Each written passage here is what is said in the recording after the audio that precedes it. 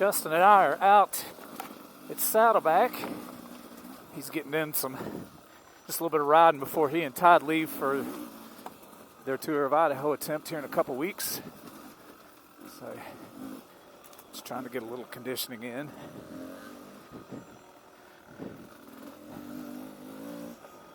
He's got his tour bike all ready to go, his KTM 500, so today he's just riding his 300. Got new tires, new chain and sprockets and wheel bearings and all that on that tour bike. I think we can pick it up. I think we're kind of on it now. Yeah, you keep on going and then cross the creek.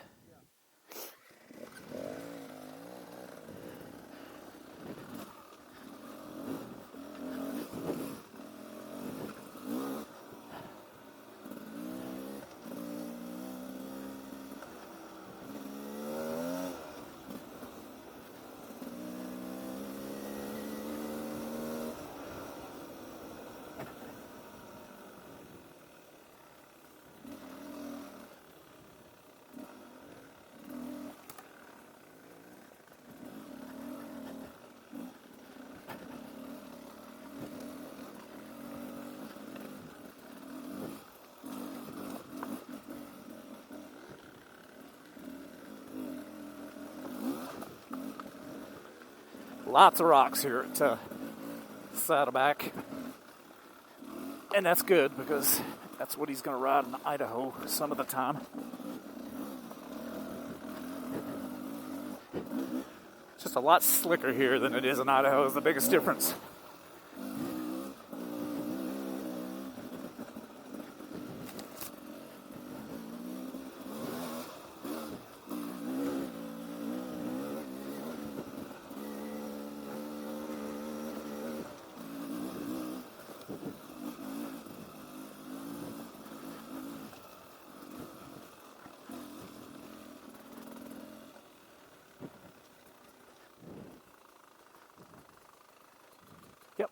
That's the way that Roger and I went the other day. Huh?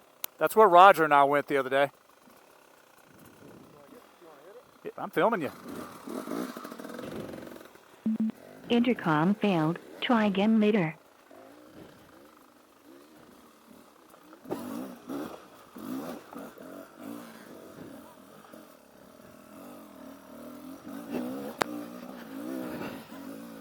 Got a shower here last night. It's really making it a little extra slick. Intercom failed. Try again later.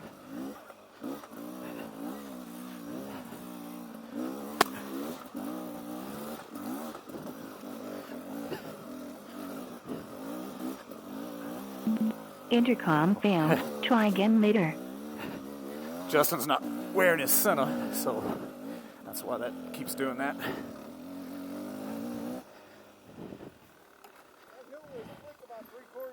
No doubt.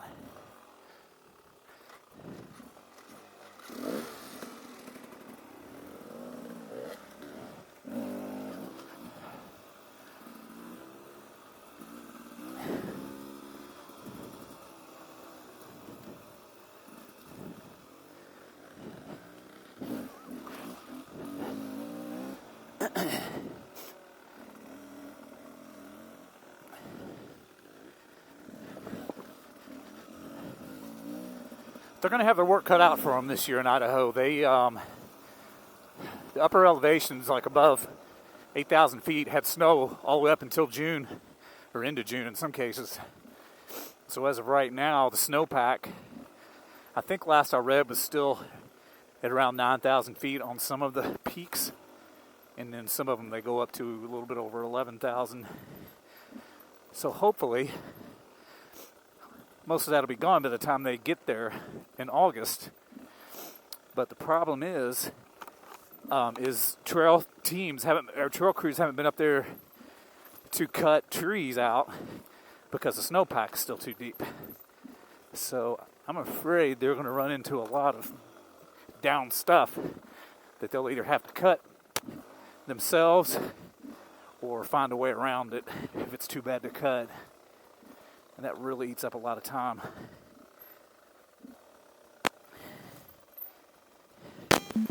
This is like ice. Intercom failed. Try That was again later. complete two-tire slide right there.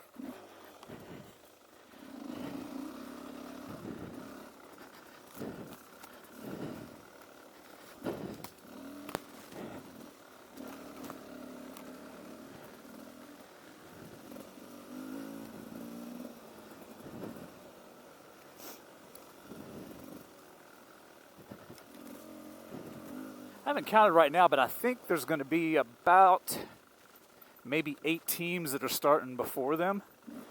Actually, the first team starts next week.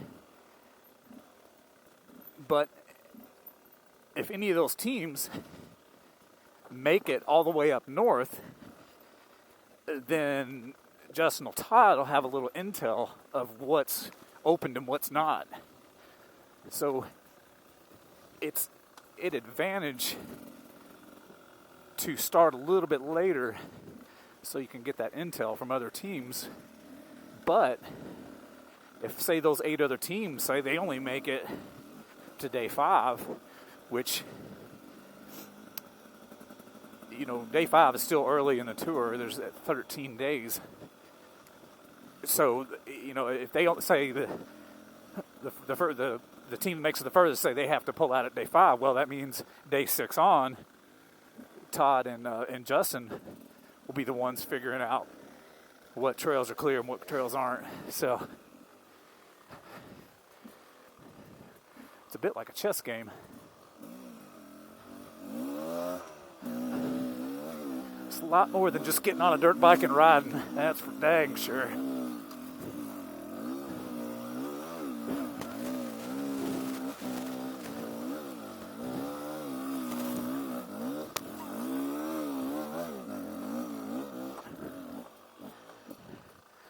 Luckily, that one had some traction on it. Yeah, I don't know. So, that's blocked off. So, it's a good bet.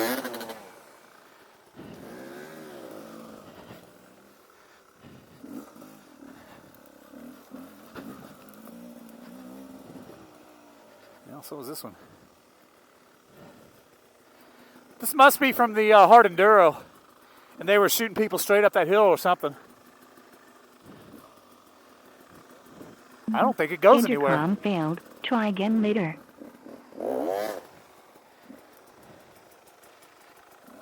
I wish I knew how to turn off the intercom pairing, but I don't off the top of my head.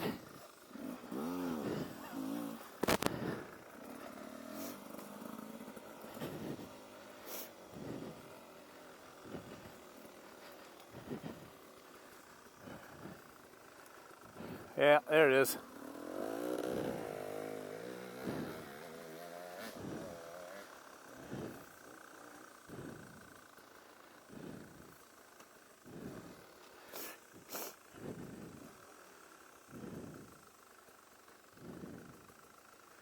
Must have dead ended or got really hard or something.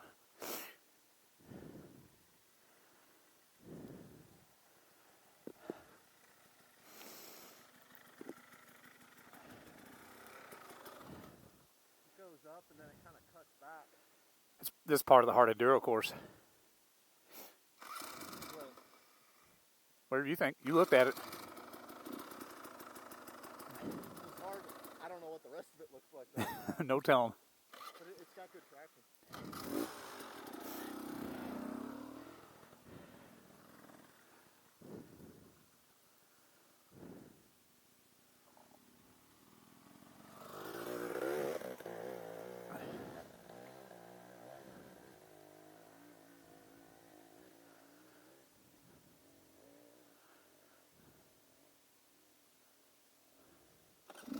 Don't look too bad.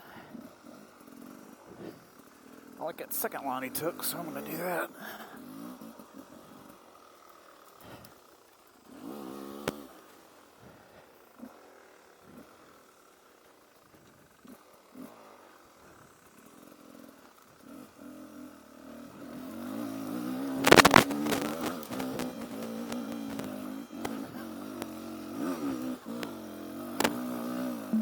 Intercom failed. Try again later.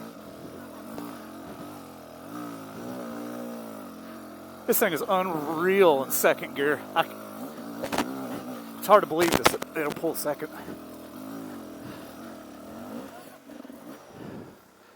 Well, that was fun. Intercom failed. Try again later.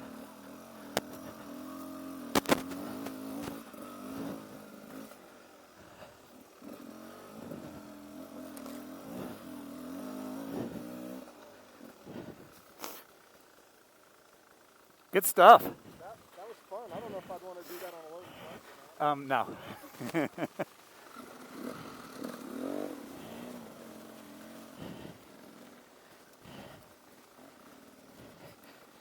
Yeah, what he's talking about is their tour bike. We call it a loaded bike because you're carrying, 30 to 40 pounds on your saddlebags and probably 30 pounds on a backpack, on top of 5 gallons of fuel in the tank. And then if it's one of the days where that's not enough distance between gas stations, then they got to carry fuel bags. And man, that really changes the way a motorcycle handles. So that's what he meant by he wouldn't want to try it on a loaded bike. It's a whole different animal.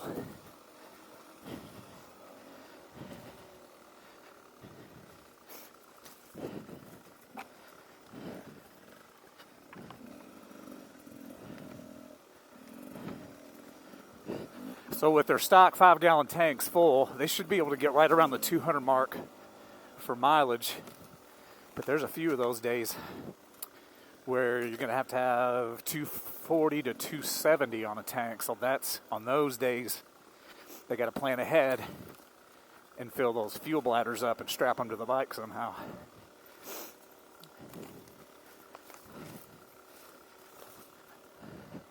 Whole lot of pre-planning and strategy and decision making even before you go.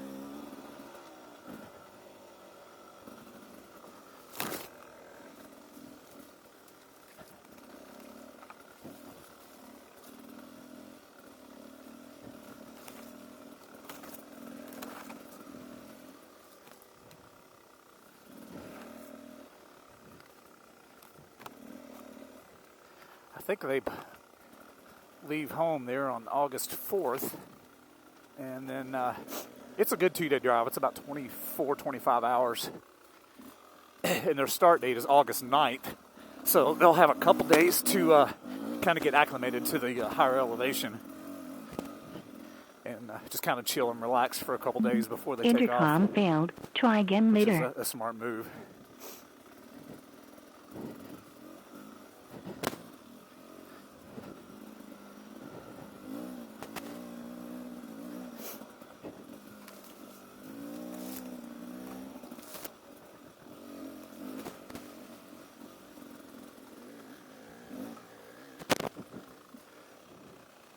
See some rocks on this one.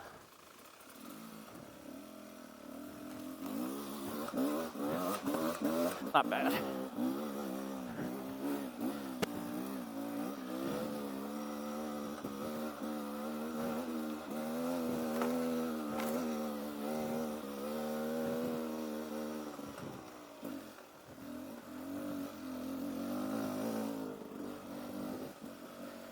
If any of you are interested in following their progress, they each have POB locator beacons on them, and you can. I'm going to put their links on my Facebook page, and you just click on that link, and you can actually watch them on a live map. It's pretty neat to follow.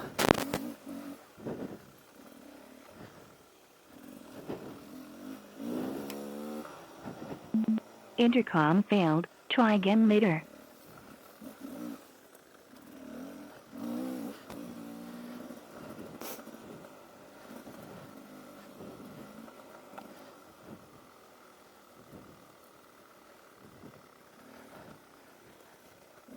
Most all the days they'll be leaving well before the sun comes up. Like on the very first day. They should be leaving their motel at 3:30. And then they have about a 30-minute ride down to the Utah state line where the actual start is. There's a sign right on the state line that says Tour of Idaho start. Oh, man down. But they should be leaving that starting point at 4. This is a tough one.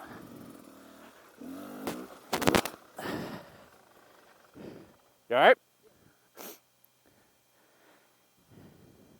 What the heck is that? Intercom failed. Try again later. Tractor? Huh. Sure is. Yeah. That hurt my arm when I did that. My arm. Eesh.